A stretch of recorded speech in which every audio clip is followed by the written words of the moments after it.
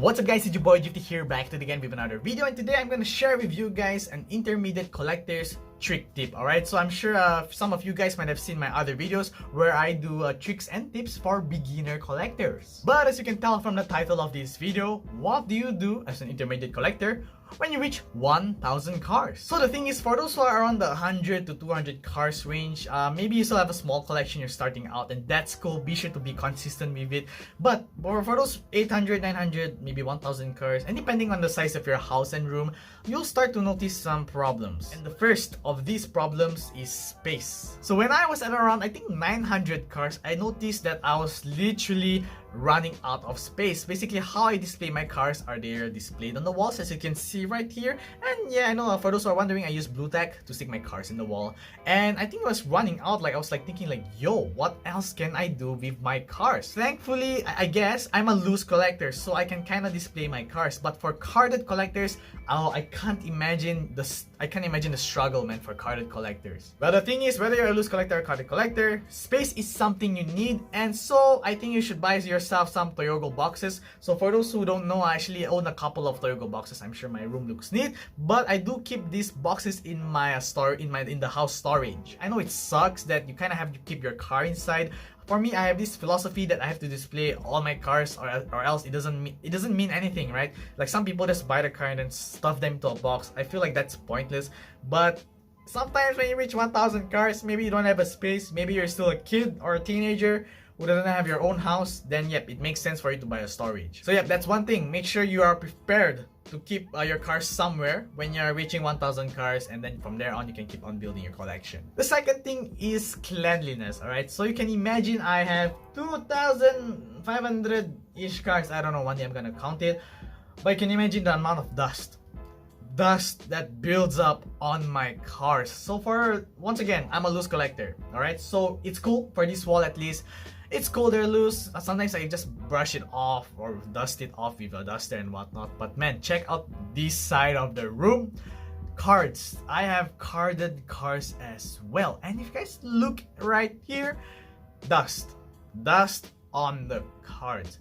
So yes, if you're a carded collector, dust are gonna rest on the top of the plastic blister, and I swear it gets annoying sometimes. For me especially, I actually have rhinitis. I think that's how it's pronounced, and I sneeze like hell. I noticed like after 1 month since I've last cleaned my room, I'll just start sneezing, man. If you're like me, you better clean your room, alright? Buy some cleaning equipment. Once you reach that 1,000 mark, you're gonna notice a lot of big changes to your room. Linking back to the first point, which is space, I do know that some people, which is pretty cool, they actually buy like display cases or acrylic case, something kind of like this. I right here plastic. I actually put mine in plastic boxes, and this is cool because dust can't really stick on like the surface, right, on the very surface of the cars, so there'll be much lesser dust buildup. The third problem you might face is forgetting the cars you have.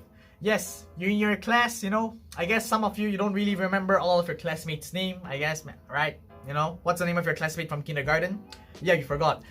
You have 1,000 cars in your collection, and not only do you have to remember the car names, but the variant as well. Do you have the green version of that car? Do you have the Super Treasure version of that car? You can only imagine you have 1,000 plus cars, and you're gonna have to keep track of those. So what I suggest is you actually keep a notepad, or maybe a Microsoft Excel, or if you don't know how to use that, just stick to a notepad and list down the cars that you want, or maybe if you have the time, list down the cars that you already have. And for the fourth point, the most important of them all, think about it. Real talk, alright? For those who have more than 1,000 cars, or whatever, hundreds of cars, no matter how many cars you have, listen, alright? Let me ask you this question. What are you planning to do with your cars in the future? When you reach 1,000 cars, you gotta think about it. You have a huge ass load of cars in your room or display place, whatever. And think about it. Like, if you decide to quit collecting one day, you're gonna have lots of problems selling them off. What I'm trying to say is, for those who are collecting your diecast cars, your Hot Wheels, some kind of Matchbox, like whatever,